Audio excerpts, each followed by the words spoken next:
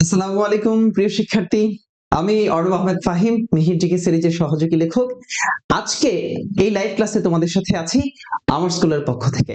আজকের এই পুরো লাইভ ক্লাসটা জুড়ে আমি তোমাকে খুবই চমৎকার করে বোঝানোর চেষ্টা করব বাংলাদেশের ভূপ্রকৃতি সহ বাংলাদেশের গুরুত্বপূর্ণ বৈচিত্র্যময় জিনিসগুলো। আজকের এই ক্লাস থেকে তুমি নার্সিং সহ বিভিন্ন প্রতিযোগিতামূলক পরীক্ষায় 1 নম্বর কমন পাবে। পুরো লাইভ ক্লাসটা জুড়ে আমার স্কুলের পেজের সাথে তুমি থাকো এবং ক্লাসটি শেয়ার করে দিয়ে রাখো। চলো আমরা আজকের এই ক্লাসে যে টপিকগুলো আলোচনা করব সেটি হচ্ছে বাংলাদেশের ভূপ্রকৃতি। বাংলাদেশের ভূপ্রকৃতিকে আমরা 3টা ভাগে ভাগ করতে পারি। বলো কয়টা ভাগে ভাগ করে পারি? কয়টা ভাগে ভাগ করতে পারি? 3টে ভাগে। সবাই একটু কমেন্ট করে আমাকে জানাবা। তাহলে দেখো, বাংলাদেশের ভূপ্রকৃতিকে 3টি ভাগে ভাগ করা যায়।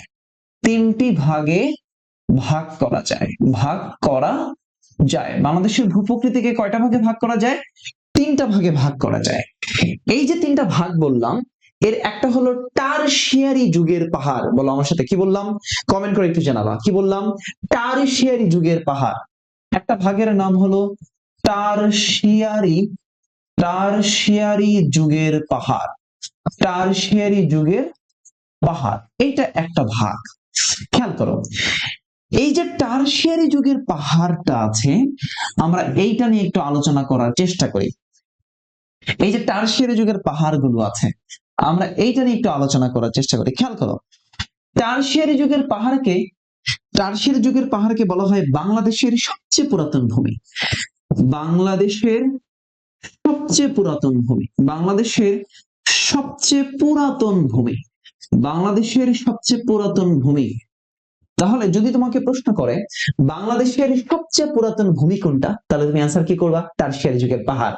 দেখো, এই টারশিয়ারি যুগের পাহাড় আনুমানিক 12% ভূমি নিয়ে গঠিত হয়। 12% ভূমি নিয়ে গঠিত হয়, অর্থাৎ মোট ভূমির 12% নিয়ে গঠিত হয়েছে টারশিয়ারি যুগের পাহাড়টা।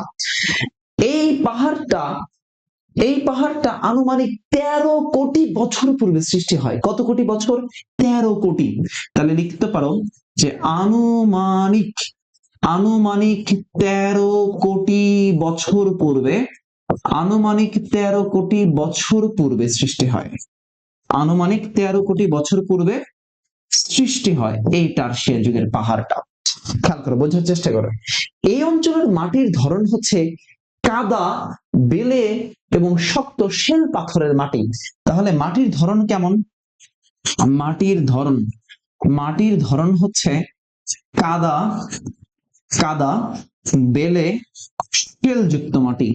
শেলযুক্ত মাটি, কাদা, বেলে এবং কেমন? শেলযুক্ত মাটি। মাটির ধরন কাদা, বেলে, শেলযুক্ত। তাহলে সবাই একটু আমার সাথে কমেন্ট করে জানাও, বাংলাদেশের ভূপ্রকৃতিকে কয়টা ভাগে ভাগ করা যায়? 3টা ভাগে ভাগ করা যায়। এর একটা হলো টারশিয়ারি যুগের পাহাড়। এই বাচ্চারা বলো, কি বললাম? টারশিয়ারি যুগের পাহাড় সবচেয়ে পুরাতন ভূমি। টারশিয়ারি যুগ 12% নিয়ে গঠিত হয়। টারশিয়ারি যুগ আনুমানিক 13 কোটি বছর। বলো তো কত কোটি বছর? 13 কোটি বছর পূর্বে সৃষ্টি হয়। মাটির ধরন কেমন? কাদা, বেলে এবং শেলযুক্ত মাটি। কাদা, বেলে এবং কেমন? শেলযুক্ত মাটি। এই যে শোনা বাচ্চারা আমার, আমি তোমাদেরকে এতটুকু আশ্বস্ত করি, আমার স্কুলের পক্ষ থেকে আজকের এই ক্লাসগুলো তোমাকে খুবই প্রাণবন্ত করে আমি পড়াবো ইনশাআল্লাহ। একটু লাইভ ক্লাসে থাকো এবং এই ক্লাসগুলো দেখার চেষ্টা করো, নোট করার চেষ্টা করো। আচ্ছা, টারশিয়ারি যুগের পাহাড়, এই পাহাড়গুলোকে আমরা 2টা ভাগে ভাগ করতে পারি। একটু মনোযোগ দাও, বোর্ডের দিকে তাকাও। ধরো আমরা ম্যাপ যদি চিন্তা করি, আমরা যদি ম্যাপের কথা চিন্তা করি, তাহলে ম্যাপের উপরের দিকটা হচ্ছে উত্তর দিক, খুবই ভালো কথা। নিচের দিকটা হচ্ছে দক্ষিণ দিক, ওকে ফাইন। এই দিকটা হচ্ছে পূর্ব দিক, ওকে। এইটা হলো পশ্চিম দিক, এইটা হচ্ছে পশ্চিম দিক। তাহলে উত্তর, দক্ষিণ, পূর্ব, পশ্চিম। এবার অবস্থান অনুযায়ী কি বললাম? বললাম অবস্থান অনুযায়ী টারশিয়ারি যুগের পাহাড়গুলোকে 2টা ভাগে ভাগ করা যায়। অবস্থান অনুযায়ী টারশিয়ারি যুগের পাহাড়কে 2টা ভাগে ভাগ করতে পারি। যেমন আমরা এইটাকে বলছি উত্তর আর এটা পূর্ব। এই দিকের যে পাহাড়গুলো আছে সেগুলোকে আমরা বলছি উত্তর পূর্বাঞ্চলের পাহাড়। কি বলছি? উত্তর পূর্বাঞ্চলীয় পাহাড়। উত্তর পূর্বাঞ্চলীয় পাহাড় বা উত্তর পূর্বাঞ্চলের পাহাড়। তাহলে এই যে টারশিয়ারি যুগের পাহাড় আছে এগুলোকে আমরা অবস্থান ভেদে দুইটা ভাগে ভাগ করতে পারি। একটা হলো উত্তর পূর্বাঞ্চলীয় পাহাড়, এই পাহাড়গুলোকে স্থানীয় নামে টিলা নামে ডাকা হয়। কি নামে? টিলা। বলো কি নামে ডাকা হয়? টিলা নামে ডাকা হয়। টিলা, এগুলোকে টিলা নামে ডাকা হয়। আরেকটা হলো দক্ষিণ পূর্বাঞ্চলের পাহাড়, এই অঞ্চলটাতে যেগুলো আছে এটাকে আমরা বলছি দক্ষিণ পূর্বাঞ্চলীয়, দক্ষিণ পূর্বাঞ্চলীয় পাহাড়, দক্ষিণ পূর্বাঞ্চলীয় পাহাড়। এটাকে আমরা স্থানীয়ভাবে বলি ঢিবি। কি বলি? ঢিবি। স্থানীয়ভাবে বলি ঢিবি। স্থানীয়ভাবে কি বলছি? ঢিবি বলছি। তাহলে টারশিয়ারি যুগের পাহাড়কে দুইটা শ্রেণীতে ভাগ করা যায়, উত্তর পূর্বাঞ্চলীয় পাহাড় আর এটা হলো দক্ষিণ পূর্বাঞ্চলীয় পাহাড়। তাহলে দেখো এই দিকে কি আছে? এইদিকে আছে ময়মনসিংহ, এই যে ময়মনসিংহ, শেরপুর, নেত্রকোনা, সিলেট, মৌলভীবাজার। তাহলে ময়মনসিংহ, শেরপুর, সিলেট, মৌলভীবাজার, এইদিকে যে পাহাড়গুলো আছে এগুলোকে উত্তর পূর্বাঞ্চলের পাহাড় বলছি। আর এইদিকে দেখো আছে চট্টগ্রাম, পার্বত্য চট্টগ্রাম, কক্সবাজার, খাগড়াছড়ি, বান্দরবান, রাঙামাটি। তাহলে চট্টগ্রাম, পার্বত্য চট্টগ্রাম, খাগড়াছড়ি, বান্দরবান, রাঙামাটি, কক্সবাজার, এই দিকের পাহাড়গুলোকে আমরা বলছি দক্ষিণ পূর্বাঞ্চলের পাহাড়। আমরা যা আলোচনা করেছি একবার বলবো, খেয়াল করো, মনোযোগ দাও। ভূপ্রকৃতিকে তিনটা ভাগে ভাগ করতে পারি। একটা ভাগের নাম হলো টারশিয়ারি যুগের পাহাড়, আনুমানিক 13 কোটি বছর পূর্বে সৃষ্টি হয়, সবচেয়ে পুরাতন ভূমি, 12% নিয়ে গঠিত হয়, মাটির ধরন কাদা, বেলে, শেলযুক্ত। অবস্থান অনুযায়ী এই টারশিয়ারি যুগের পাহাড়গুলোকে দুইটা ভাগে ভাগ করতে পারি। একটা হচ্ছে উত্তর পূর্বাঞ্চলীয় পাহাড় আর একটা হলো দক্ষিণ পূর্বাঞ্চলীয় পাহাড়। উত্তর পূর্বাঞ্চলীয় পাহাড়কে টিলা বলি আর দক্ষিণ পূর্বাঞ্চলের পাহাড়কে ঢিবি বলি। উত্তর পূর্বাঞ্চলের পাহাড়গুলো হচ্ছে ময়মনসিংহ, শেরপুর, নেত্রকোনা, সিলেট, মৌলভীবাজার।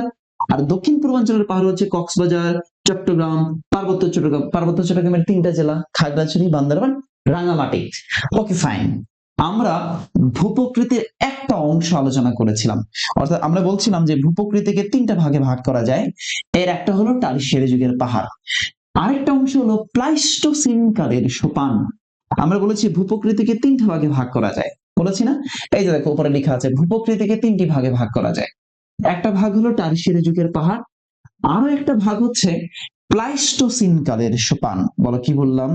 আমরা বলেছি প্লাইস্টোসিন, প্লাইস্টোসিন কালের, প্লাইস্টোসিন কালের সোপান, প্লাইস্টোসিন কালের সোপান।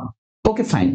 আমরা প্লাইস্টোসিন কালের সোপান নিয়ে আলোচনা করি। দেখো এটা আনুমানিক 25,000 বছর পূর্বে সৃষ্টি হয়।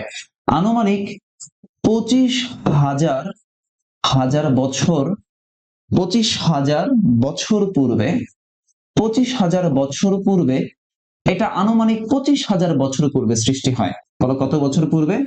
আনুমানিক 25,000 বছর পূর্বে সৃষ্টি হয়। আনুমানিক 25,000 বছর পূর্বে সৃষ্টি হয়। এটা মোট ভূমির, মোট ভূমির 8%, 8% নিয়ে গঠিত হয়। আমরা টারশিয়ারি যুগ পেয়েছিলাম 12%, আর এটা হলো 8% নিয়ে, মোট ভূমির 8% নিয়ে গঠিত হয়। ওকে ফাইন, খুবই ভালো কথা।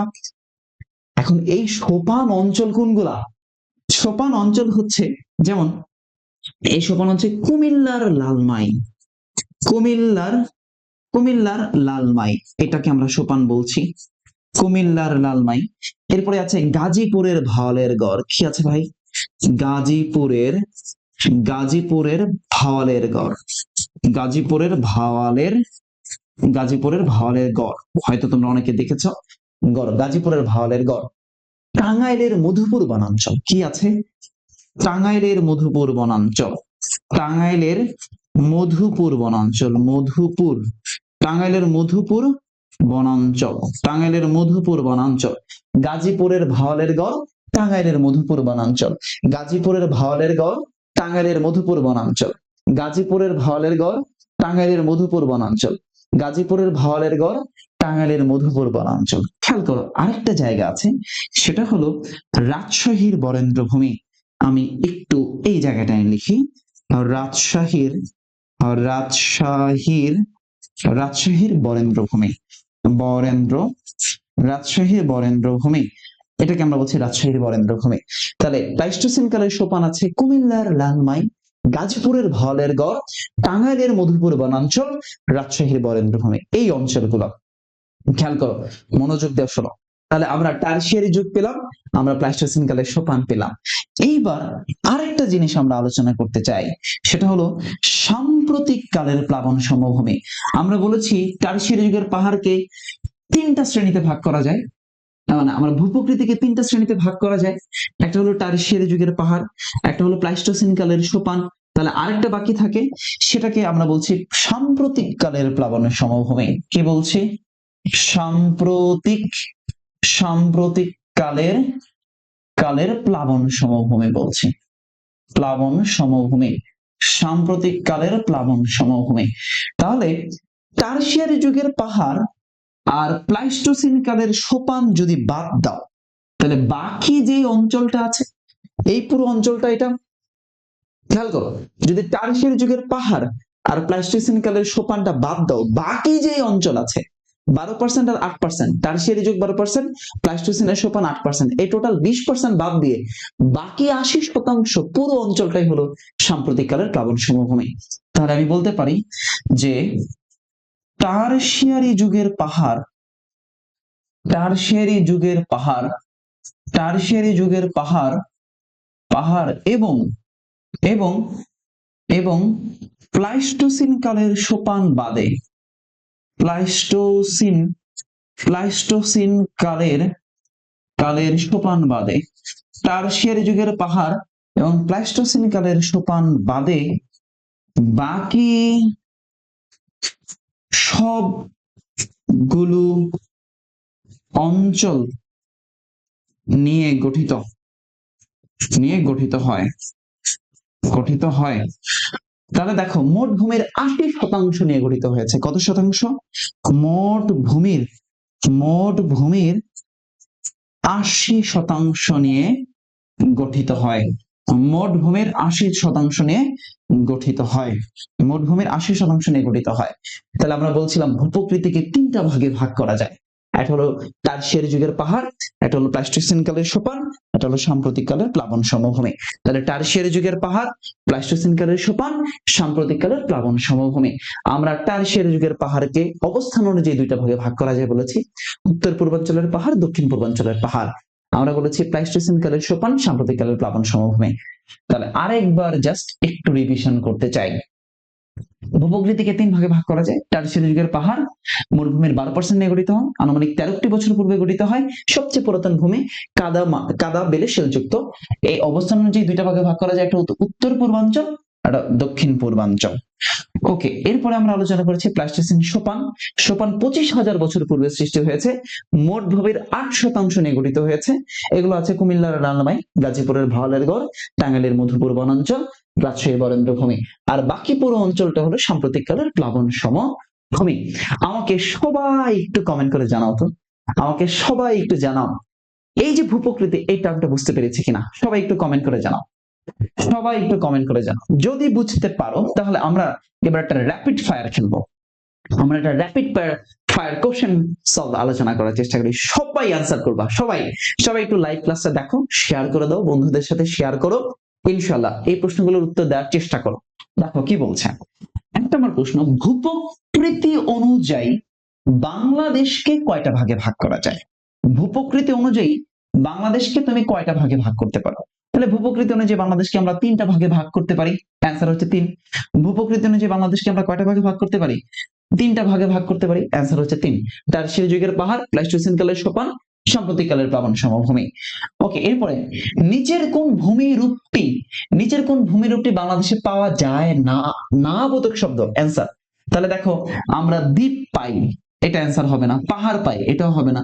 প্লাবন সমভূমি পাই, এটাও হবে না। তার মানে বাকি থাকছে কি? মালভূমি। তাহলে আমরা বাংলাদেশে মালভূমি পাই না। দ্বীপ, পাহাড়, পর্বত, শৃঙ্গ এগুলো সবই পাই, কিন্তু মালভূমি আমরা বাংলাদেশে দেখতে পাই না। ওকে, মালভূমি দেখতে পাই না। খেয়াল করো, পরের প্রশ্নে আসো। 3 নম্বর প্রশ্ন কি বলছে? নিচের কোন জেলাটি প্লাইস্টোসিন চত্বর রয়েছে? কোন জেলাতে প্লাইস্টোসিন চত্বর রয়েছে বলেছে? রয়েছে। তাহলে চাঁদপুরে নাই, পিরোজপুরেও নাই, মাদারীপুরে নাই, কিন্তু গাজীপুরের ভাওয়ালের গড় আছে। গাজীপুরের ভাওয়ালের গড় আছে না? তাহলে আমরা কি বলেছিলাম? ভাওয়ালের গড়, গাজীপুরের ভাওয়ালের গড়, প্লাইস্টোসিন কালের চত্বর বা সোপান, গাজীপুরের ভাওয়ালের গড়, টাঙ্গাইলের মধুপুর বনাঞ্চল, রাজশাহীর বরেন্দ্রভূমি, এগুলো হচ্ছে প্লাইস্টোসিন চত্বর। ওকে, পরের প্রশ্ন, ভৌগোলিক ভাবে বাংলাদেশের সবচেয়ে পুরাতন ভূমি কোনটা? সবচেয়ে পুরাতন, আমরা একটু আগে বলছিলাম যে বাংলাদেশের সবচেয়ে পুরাতন ভূমি হলো টারশিয়ারি যুগের পাহাড়। বাংলাদেশের সবচেয়ে পুরাতন ভূমি কোনটা? এই যে টারশিয়ারি যুগের পাহাড়, আনুমানিক 13 কোটি বছর পূর্বে সৃষ্টি হয়। আনুমানিক কত বছর পূর্বে? 13 কোটি বছর পূর্বে সৃষ্টি হয়। আনুমানিক 13 কোটি বছর পূর্বে। আনুমানিক 13 কোটি বছর পূর্বে। পরের প্রশ্ন, র্যাপিড ফায়ার খেলছি আমরা, সবাই আনসার করার চেষ্টা করবা, সবাই একটু আনসার করার চেষ্টা করবা। প্রশ্ন নাম্বার 5, প্রশ্ন নাম্বার 5, বাংলাদেশের পাহাড় শ্রেণীর ভূতাত্ত্বিক যুগের ভূমিরূপ কোনটা? বাংলাদেশের পাহাড় শ্রেণীর, বাংলাদেশের পাহাড়গুলা, এই যে পাহাড়গুলো আছে, এই পাহাড়গুলো গড়ে উঠেছে কোন আমলে? বাংলাদেশের কোন সময়টাতে এই পাহাড়গুলো গড়ে উঠেছে? পাহাড়গুলা, এটা দেখো আমরা প্রথমেই তো বলেছি টারশিয়ারি যুগের পাহাড়, তাহলে বাংলাদেশের যত পাহাড় তুমি দেখতে পাও, যত পাহাড়, সকল পাহাড়ই গড়ে উঠেছে টারশিয়ারি যুগে। কোন যুগে? টারশিয়ারি যুগে। বাংলাদেশের যত পাহাড় দেখো সবগুলো পাহাড়ই গড়ে উঠেছে টারশিয়ারি যুগে। তাহলে আমরা র্যাপিড ফায়ার খেললাম 5টা প্রশ্ন নিয়ে, র্যাপিড ফায়ার। ওকে, এইবার বাংলাদেশের গুরুত্বপূর্ণ পাহাড় নিয়ে আলোচনা করতে চাই, খুবই মনোযোগ দাও, কথাগুলো শোনো। পাহাড়গুলো কোথায় কোথায় পাহাড় আছে একটু আমরা দেখার চেষ্টা করি। যেমন যেমন তুমি দেখো, যেমন এই যে আমরা একটু ময়মনসিং থেকে, ময়মনসিং, এটা হলো ময়মনসিং অঞ্চল, এটা হলো ময়মনসিং অঞ্চল। তাহলে এই ময়মনসিং এ একটা পাহাড় আছে, তার নাম হলো গারো পাহাড়। ময়মনসিং এ যে পাহাড় আছে তার নাম হলো গারো পাহাড়। বলো পাহাড়ের নাম কি বললাম? ময়মনসিং এ যে পাহাড়টা আছে তার নাম হলো গারো পাহাড়। এই যে গারো যে পাহাড়টা আছে, এই গারো পাহাড়টা হলো বাংলাদেশের সবচেয়ে উঁচু পাহাড়। এই গারো পাহাড় হলো সবচেয়ে উঁচু পাহাড়। বাংলাদেশের সবচেয়ে উঁচু পাহাড়ের নাম হলো গারো পাহাড়। গারো পাহাড় সবচেয়ে উঁচু পাহাড়। এই যে সিলেট একটা জেলা আছে, এই যে সিলেট, এই সিলেটে একটা পাহাড় আছে, সিলেটের দিকে পাহাড় আছে, যেমন জয়ন্তিকা পাহাড়, পাহাড়ের নাম হলো জয়ন্তিকা, পাহাড়ের নাম হলো জয়ন্তিকা পাহাড়। জয়ন্তিকা পাহাড়ের নাম কি? জয়ন্তিকা পাহাড়। সিলেটে যে পাহাড় আছে তার নাম হলো জয়ন্তিকা পাহাড়, বা আমরা অনেকে এটাকে জৈন্তা পাহাড় বলি। জৈন্তা পাহাড়, জৈন্তা পাহাড়, জয়ন্তিকা পাহাড় বা জৈন্তা পাহাড়। খেয়াল করো, এই যে মৌলভীবাজার একটা জেলা আছে, এই যে মৌলভীবাজারে এখানে একটা পাহাড় আছে, তার নাম হলো কুলাউড়া পাহাড়। কুলাউড়া পাহাড়। মৌলভীবাজারে যে পাহাড়টা আছে তার নাম হলো কুলাউড়া পাহাড়, মৌলভীবাজার। এখানে এটার বিশেষত্ব কি জানো? এখানে ইউরেনিয়ামের খনি পাওয়া গেছে। ইউরেনিয়ামের, ইউরেনিয়ামের খনি। বাংলাদেশের, বাংলাদেশের যে পাহাড়ে, বাংলাদেশের যে পাহাড়ে ইউরেনিয়ামের খনি পাওয়া যায় তার নাম হলো কুলাউড়া পাহাড়। ইউরেনিয়ামের খনি পাওয়া যায় কোন পাহাড়ে? কুলাউড়া পাহাড়ে। একটু মনোযোগ দিয়ে ক্লাসটা করো, নোট করার চেষ্টা করো। দেখো, এরপরে আমরা আরেকটা পাহাড় দেখি, যেমন এই যে কুমিল্লা, এই কুমিল্লাতে আছে লালমাই পাহাড়। তাহলে লালমাই পাহাড় কোথায়? কুমিল্লা। লালমাই, লালমাই পাহাড়, এই লালমাই পাহাড় কোথায় আছে? কুমিল্লাতে আছে। মৌলভীবাজারে কুলাউড়া পাহাড়, সিলেটে জৈন্তা পাহাড়, আর ময়মনসিংহে হচ্ছে গারো পাহাড়। এইবার দেখো, এটা হলো খাগড়াছড়ি। খাগড়াছড়ি পার্বত্য চট্টগ্রামের একটা জেলা হলো খাগড়াছড়ি। এই খাগড়াছড়িতে যে পাহাড়টা আছে তার নাম হচ্ছে আলুটিলা পাহাড়। আলুটিলা, আলুটিলা পাহাড়। খাগড়াছড়িতে যে পাহাড় আছে তার নাম হলো আলুটিলা পাহাড়। কি পাহাড়? আলুটিলা পাহাড়। এখানে একটা গুহা আছে, আলুটিলা গুহা। এবং এই পাহাড়ের বিশেষত্ব হলো এখানে জুম চাষ করা হয়। এই পাহাড়টাতে জুম চাষ হয়। পাহাড়ি একটা চাষাবাদ পদ্ধতি হচ্ছে জুম। এই পাহাড়ে জুম চাষ করা হয়। এরপরে আমরা এই যে চট্টগ্রাম অঞ্চল আছে, এটা হলো চট্টগ্রাম। দেখো একটু মনোযোগ দিয়ে দেখো, এটা হলো চট্টগ্রাম। এই চট্টগ্রামে আছে চন্দ্রনাথ পাহাড়। চন্দ্রনাথ পাহাড় খুবই গুরুত্বপূর্ণ, চন্দ্রনাথ পাহাড়। এখানে একটা মন্দির আছে, চন্দ্রনাথের মন্দির। তাহলে চট্টগ্রামের চন্দ্রনাথ পাহাড়ে কি আছে? চন্দ্রনাথ মন্দির। চন্দ্রনাথ মন্দির আছে, চন্দ্রনাথের মন্দির, চন্দ্রনাথের মন্দির আছে চট্টগ্রামে। ওকে, দেখো এইগুলা হচ্ছে বাংলাদেশের গুরুত্বপূর্ণ পাহাড়। আরেকটা পাহাড় বলি, এই যে বান্দরবান, এই বান্দরবানে আছে নীলগিরি নীলাচল। এই যে বান্দরবানটা আছে, এই বান্দরবানে আছে নীলগিরি, নীলগিরি, নীলগিরি পাহাড় বা নীলাচল পাহাড়, নীলাচল। তাহলে নীলগিরি নীলাচল আছে বান্দরবানে। কোথায় আছে? বান্দরবানে। গুরুত্বপূর্ণ পাহাড়গুলো আরেকবার বলি, তুমি আমার সাথে মনোযোগ দিয়ে শোনো, একটু মনোযোগ দাও, আজকের ক্লাসের পড়া ক্লাসে মুখস্থ হয়ে যাবে। সবচেয়ে উঁচু পাহাড় গারো পাহাড় কোথায়? ময়মনসিংহে। জয়ন্তিকা পাহাড় কোথায়? সিলেটে বা জৈন্তা পাহাড়। মৌলভীবাজারে কি আছে? কুলাউড়া পাহাড়, ইউরেনিয়ামের খনি পাওয়া গেছে কুলাউড়া পাহাড়ে। লালমাই পাহাড় কুমিল্লায়, লালমাই পাহাড় কোথায়? কুমিল্লায়। আলুটিলা পাহাড় খাগড়াছড়িতে, যেখানে জুম চাষাবাদ করা হয়। চন্দ্রনাথ পাহাড় হচ্ছে চট্টগ্রামের সীতাকুণ্ডে। কোথায়? সীতাকুণ্ড, চন্দ্রনাথের মন্দির আছে এখানে। এরপরে দেখো নীলগিরি নীলাচল পাহাড় আছে বান্দরবানে। বান্দরবান, নীলগিরি নীলাচল পাহাড় কোথায় আছে? বান্দরবানে। ওকে বাচ্চারা, আমাকে একবার একটু বলো তো সবকিছু ক্লিয়ার হয়েছে কিনা? যদি ক্লিয়ার হয়ে থাকে তাহলে একটু জানাও আমাদেরকে কমেন্ট করে। সবাই একটু ক্লিয়ার হলে আমাদেরকে কমেন্ট করে জানাবা। এইবার আসো আমরা আলোচনা করতে চাই উপত্যকা। উপত্যকা মানে হচ্ছে ভ্যালি। উপত্যকা মানে কি? ভ্যালি। দুটি পাহাড়ের মধ্যবর্তী সমতল অথবা অসমতল ঢালু জায়গা।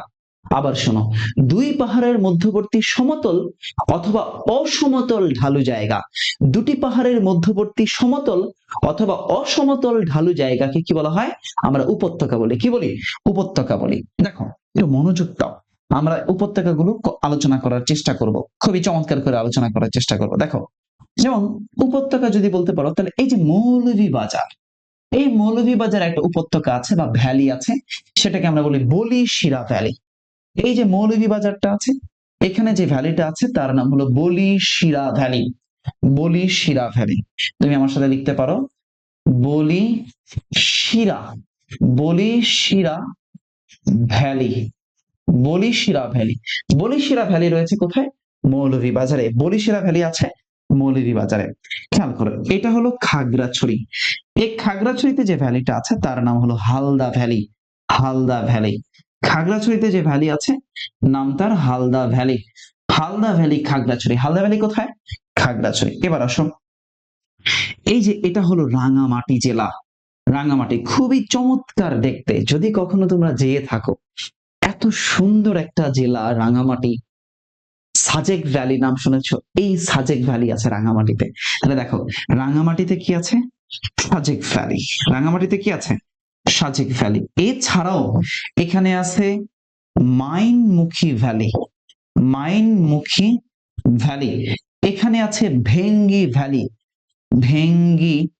এখানে আছে Bhengi, Bhengi valley. Sajek valley, Mainimukhi valley, Bhengi valley, তিনটা।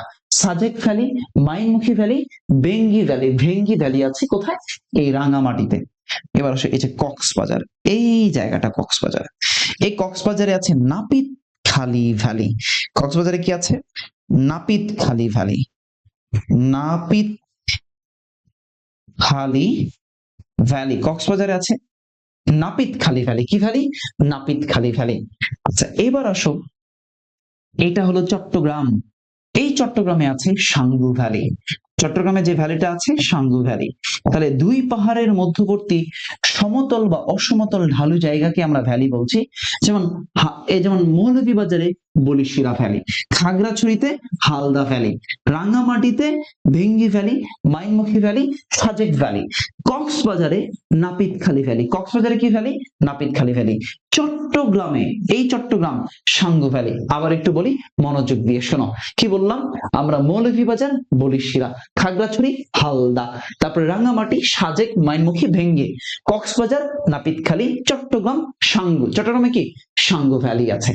তাহলে আমরা ভূপ্রকৃতি আলোচনা করলাম, পাহাড় আলোচনা করলাম, উপত্যকা আলোচনা করলাম।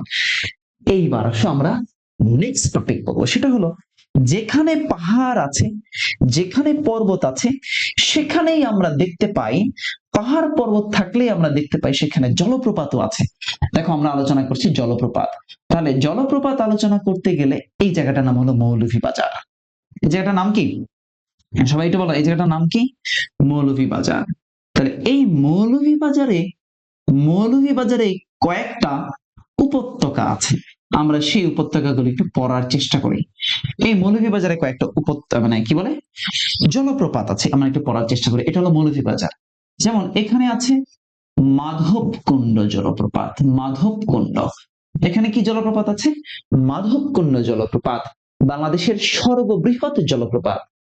এটা হলো বাংলাদেশের সর্ববৃহৎ বাংলাদেশের সর্ববৃহৎ জলপ্রপাতের নাম হলো মাধবকুণ্ড জলপ্রপাত। লিখতে পারবো সর্ববৃহৎ জলপ্রপাত, বাংলাদেশের সর্ববৃহৎ জলপ্রপাতের নাম হলো মাধবকুণ্ড জলপ্রপাত। এখানে আছে পরিকুণ্ড জলপ্রপাত, পরিকুণ্ড, মাধবকুণ্ড, পরিকুণ্ড। আর এখানে আছে হামহাম জলপ্রপাত, হামহাম। তাহলে মাধবকুণ্ড, পরিকুণ্ড, হামহাম, এই তিনটা জলপ্রপাতই আছে কোথায়? মৌলভীবাজারে। তাহলে মাধবকুণ্ড, পরিকুণ্ড, হামহাম, মাধব পরিহাম, মাধব পরিহাম। তাহলে মাধবকুণ্ড, পরিকুণ্ড, হামহাম, মাধবকুণ্ড, পরিকুণ্ড, হামহাম। এইবার আসেন, এইটা হলো বান্দরবান জেলা। এটা কি জেলা? বান্দরবান জেলা। এই বান্দরবানে কিছু জলপ্রপাত আছে, যেমন যেমন এখানে আছে, এই বান্দরবানে আছে নাফাখুম, নাফাখুম জলপ্রপাত। এখানে আছে দেবতাখুম জলপ্রপাত, নাফাখুম, দেবতাখুম, নাফাখুম, দেবতাখুম। এখানে আছে বাকলাই জলপ্রপাত, নাফাখুম, দেবতাখুম, বাকলাই, নাফাখুম, দেবতাখুম, বাকলাই। এখানে আছে ফাইপি, ফাইপি, ফাইপি জলপ্রপাত, নাফাখুম, দেবতাখুম, বাকলাই, ফাইপি, নাফাখুম, দেবতাখুম, বাকলাই, ফাইপি। তাহলে দেখেন আমরা কি কি বললাম? আমরা বললাম বান্দরবান নিয়ে। তাহলে নাফাখুম, দেবতাখুম, বাকলাই, ফাইপি, নাফাখুম, দেবতাখুম, বাকলাই, ফাইপি। মাধবকুণ্ড হচ্ছে জলপ্রপাত হচ্ছে সবচেয়ে বড়। এই বান্দরবানে আরেকটা জলপ্রপাত আছে, তার নাম হলো রিজুক জলপ্রপাত, রিজুক। বান্দরবানে যে জলপ্রপাত আছে তার নাম হলো রিজুক জলপ্রপাত।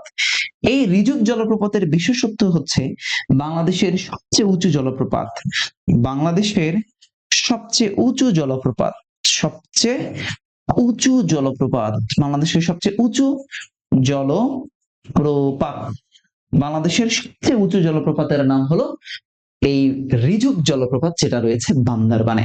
তাহলে সর্ববৃহৎ হচ্ছে মাধবকুণ্ড, সবচেয়ে উঁচু হচ্ছে রিজুক জলপ্রপাত।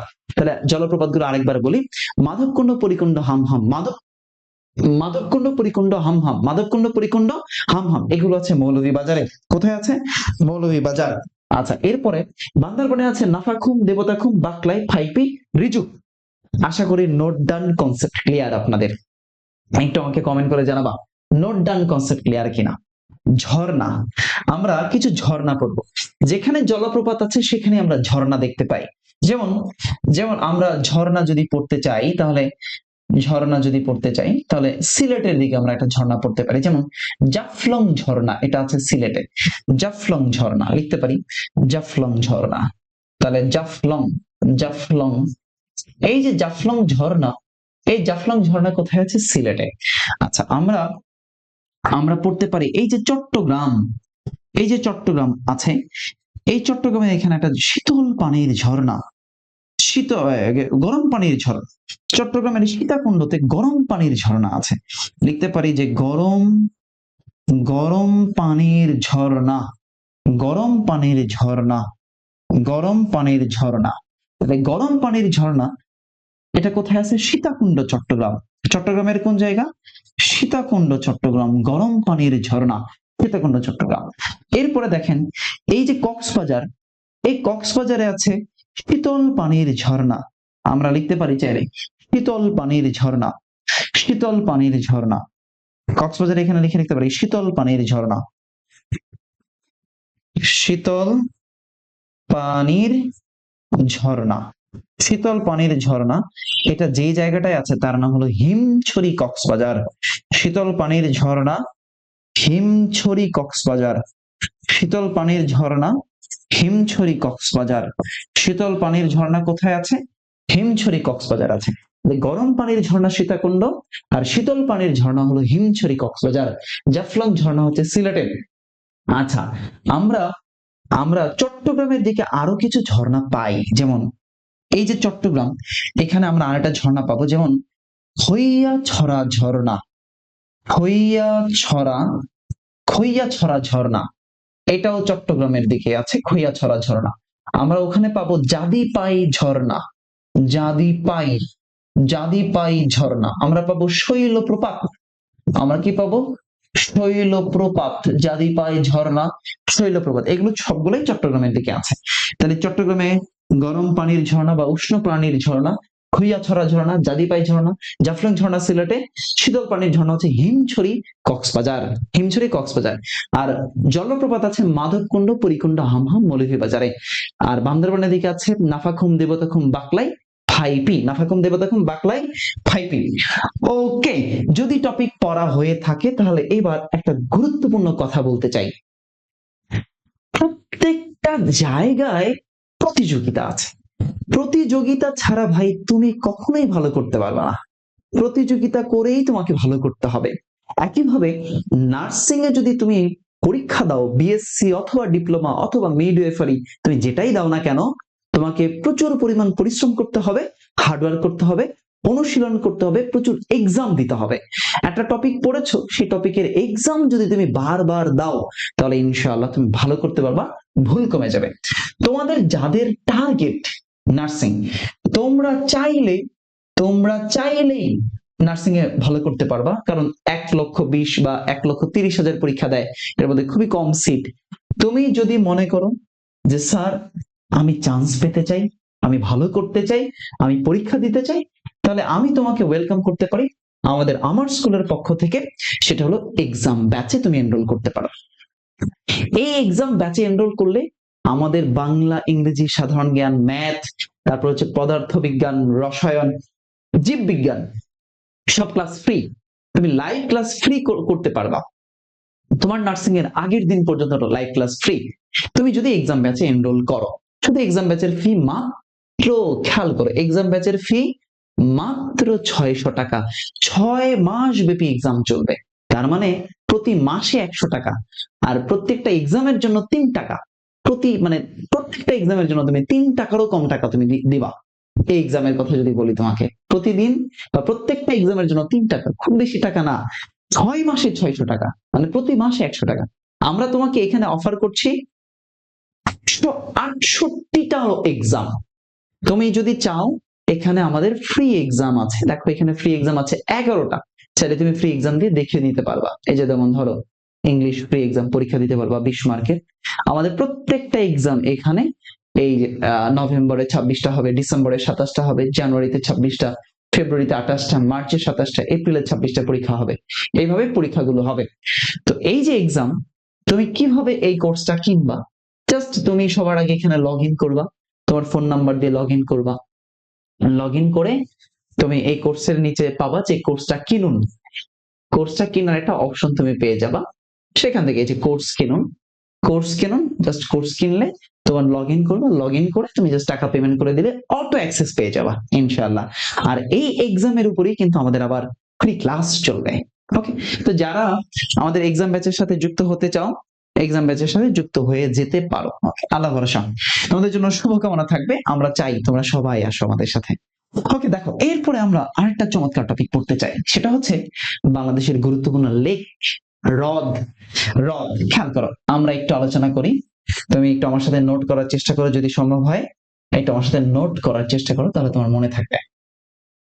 দেখো লেক বললাম, লেক যেমন এই যে সিলেটে আছে জাফলং লেক, এই সিলেটে একটা লেক আছে, তার নাম হলো জাফলং লেক। জাফলং লেক, সিলেটে যে লেকটা আছে তার নাম হলো জাফলং লেক। আচ্ছা, এবার আসো ঢাকা। এই যে ঢাকাতে আছে একটা লেক, কৃত্রিম লেক, জাতীয় সংসদ ভবনের পাশে, সেটাকে আমরা বলি ক্রিসেন্ট লেক। কি লেক? Crescent lake. ঢাকাতে আছে যে লেকটা, সেটাকে আমরা বলছি ক্রিসেন্ট লেক। বলো কি লেক বললাম? Crescent lake. তাহলে দেখো সিলেটে জাফলং লেক, ঢাকাতে ক্রিসেন্ট লেক। আচ্ছা, এবার আসো এই যে রাঙামাটি, এই রাঙামাটিতে আছে কাপ্তাই লেক। কি lake? Kaptai lake. Kaptai lake আছে রাঙামাটিতে, কাপ্তাই লেক রাঙামাটি। আচ্ছা, এরপরে দেখো এই যে চট্টগ্রাম, এই চট্টগ্রামে আছে মহামায়া লেক। মহামায়া লেক আছে চট্টগ্রামে। এখানে আরেকটা লেক আছে, সেটাকে আমরা বলি ফয়েজ লেক আছে চট্টগ্রামে। তাহলে মহামায়া লেক চট্টগ্রাম, ফয়েজ লেক চট্টগ্রাম। এবার আসো আমরা আর কোথায় লেক পাই, যেমন বান্দরবনে আছে, এই যে বান্দরবান, এটা বান্দরবান। এখানে আছে প্রান্তিক লেক, বান্দরবানে আছে প্রান্তিক লেক, প্রান্তিক লেক। এখানে পাওয়া যায় বগা লেক, বগা লেক। বান্দরবানে প্রান্তিক লেক আর বগা লেক। তাহলে একবার আমার সাথে একটু রিভিশন করে ফেলো তো ভাইয়া। দেখো, বান্দরবানে আছে প্রান্তিক লেক, বগা লেক, মহামায়া লেক আছে চট্টগ্রামে, রাঙামাটিতে আছে কাপ্তাই লেক, ক্রিসেন্ট লেক আছে ঢাকাতে, সিলেটে আছে জাফলং লেক। তাহলে সিলেটে জাফলং লেক, ঢাকাতে ক্রিসেন্ট লেক, রাঙামাটিতে কাপ্তাই লেক, তারপরে মহামায়া লেক, ফয়েজ লেক হচ্ছে চট্টগ্রাম, আর প্রান্তিক লেক, বগা লেক আছে কোথায়? বান্দরবনে। দেখো, এই যে কাপ্তাই বললাম, এই কাপ্তাইকে বলা হয় লেকের জেলা বা হ্রদের জেলা। তাহলে হ্রদের জেলা, হ্রদের জেলা বলে, হ্রদের জেলা বলা হয় বাংলাদেশের যে লেক তার নাম হচ্ছে কাপ্তাই লেক। বা হ্রদের জেলা বা লেকের জেলা বলা হয় কাকে? রাঙামাটিকে। কাকে? রাঙামাটিকে।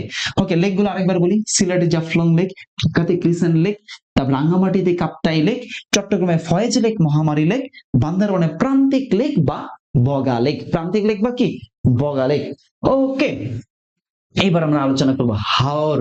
তোমরা যাদের বাড়ি কিশোরগঞ্জ, সুনামগঞ্জ, হবিগঞ্জ এই দিকের অঞ্চলের মানুষ আছো, তোমরা হাওরের জেলার মানুষ।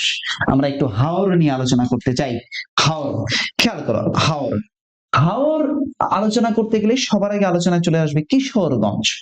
হাওর আলোচনা আসলে কিশোরগঞ্জ হাওর আসবে। তখন কিশোরগঞ্জ, এই কিশোরগঞ্জকে আমরা বলি, কিশোরগঞ্জকে আমরা বলি হাওরের গেটওয়ে। হাওরের, হাওরের গেটওয়ে বা প্রবেশদ্বার, হাওরের গেটওয়ে বা প্রবেশদ্বার, হাওরের গেটওয়ে বা প্রবেশদ্বার, হাওরের গেটওয়ে বা কি বলছি?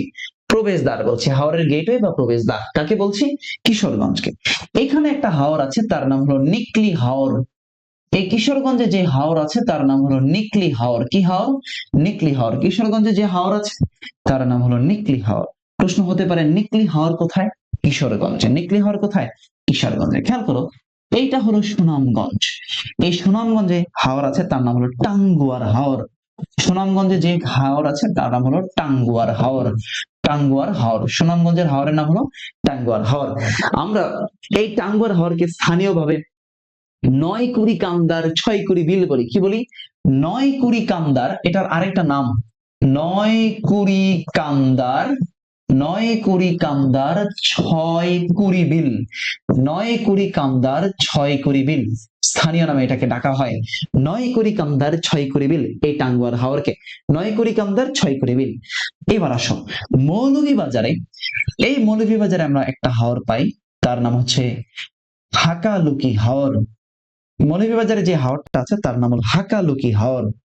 হাকা, হাকালুকি, হাকালুকি হাওর। আমরা আরেকটা হাওর পাই সেখানে, তার নাম হলো হাইল হাওর। হাইল হাওর, হাকালুকি হাওর আর হচ্ছে হাইল হাওর, এই দুইটা হাওরই আছে কোথায়? মৌলভীবাজারে। হাকালুকি হাওর, হাইল হাওর, দুইটা হাওর আছে কোথায়? মৌলভীবাজার। হাকালুকি হাওর, হাইল হাওর, হাকালুকি হাওর, হাইল হাওর, হাকালুকি হাওর, হাইল হাওর, মৌলভীবাজারে। আচ্ছা, এরপরে আমরা দেখতে পাই তাহলে মোটামুটি হাওর এই জায়গাগুলোতেই আছে। যেমন নিকলি হাওর কিশোরগঞ্জে, টাঙ্গুয়ার হাওর সুনামগঞ্জে, হাকালুকি হাওর মৌলভীবাজারে, হাইল হাওর মৌলভীবাজারে। হাকালুকি হাওরটা হলো বাংলাদেশের সবচেয়ে বড় হাওর। একটু টান দিয়ে এটা একটা স্পেশাল করে লিখে রাখতে পারেন। এই যে হাকালুকি হাওরটা, এটা হলো বাংলাদেশের বৃহত্তম হাওর। বাংলাদেশের বৃহত্তম, বাংলাদেশের বাংলাদেশের বৃহত্তম হাওর। বাংলাদেশের বৃহত্তম হাওরের নাম হলো হাকালুকি হাওর। আর যদি বলে বাংলাদেশের সবচেয়ে ছোট হাওরের নাম কি, তাহলে তার নাম হলো বরবুক হাওর। বাংলাদেশের সবচেয়ে ছোট হাওর, ছোট হাওরের নাম হলো বরবুক হাওর। বরবুক হাওর, বরবুক হাওর, এটা আছে সিলেটে। এই বরবুক হাওরটা আছে সিলেটে। সিলেট, বরবুক হাওর সিলেট। তাহলে হাওর গুলো একটু পড়ি। কিশোরগঞ্জে আছে নিকলি হাওর, কিশোরগঞ্জকে বলা হয় হাওরের গেটওয়ে। আচ্ছা, সুনামগঞ্জে আছে টাঙ্গুয়ার হাওর, মৌলভীবাজারে আছে হাইল হাওর, হাকালুকি হাওর, আর বাংলাদেশের সবচেয়ে ছোট হাওরের নাম হলো বরবুক হাওর। কোথায় আছে? সিলেটে আছে। এই কোথায় আছে? সিলেট অঞ্চলে, সিলেটে আছে। ওকে, এবার আসো আমরা একটু আলোচনা করব বাংলাদেশের গুরুত্বপূর্ণ বিল। বাংলাদেশের গুরুত্বপূর্ণ বিল নিয়ে আলোচনা করতে চাই। গুরুত্বপূর্ণ বিল, গুরুত্বপূর্ণ বিল নিয়ে আলোচনা করি। বিল, খেয়াল করি, বিল নিয়ে আলোচনা করতে গেলে যেমন আমরা সিলেট অঞ্চলের কথা বলি। যেমন এই সিলেটে আছে একটা বিল, তার নাম হলো তামা বিল। কি বিল? তামা বিল। তামাবিল আছে সিলেটে। তামাবিল কোথায় আছে? সিলেটে। তামাবিল সিলেটে। আচ্ছা, এরপরে এরপরে আমরা দেখতে পাই যেমন তামাবিল আছে সিলেটে। এরপরে তামাবিল পেলাম সিলেটে। আমরা এই দিকটা একটু দেখি, যেমন পাবনা, নাটোর, সিরাজগঞ্জ। পাবনা, নাটোর, সিরাজগঞ্জ। পাবনা, নাটোর, সিরাজগঞ্জ। পাবনা, নাটোর, সিরাজগঞ্জ। আমি একটু আইডেন্টিফাই করি এটা। যেমন এই যে নাটোর, এই যে পাবনা, আর এই হলো সিরাজগঞ্জ। এই পাবনা, নাটোর, সিরাজগঞ্জের দিকে আছে চলন বিল। বিলের নাম হলো চলন বিল। পাবনা, নাটোর, সিরাজগঞ্জে আছে চলন বিল। বাংলাদেশের বৃহত্তম বিল এটা। এই যে চলন বিলটা আছে, এটা হলো বৃহত্তম বিল। বাংলাদেশের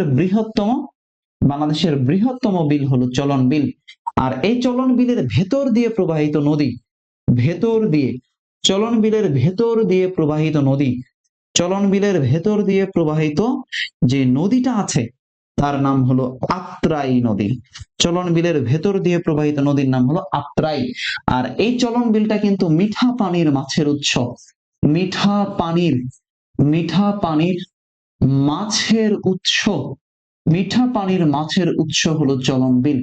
এই চলন বিলের মাছ এত মজা, তোমরা খেয়েছো কিনা আমি জানি না, খুবই স্বাদ চলন বিলের মাছ।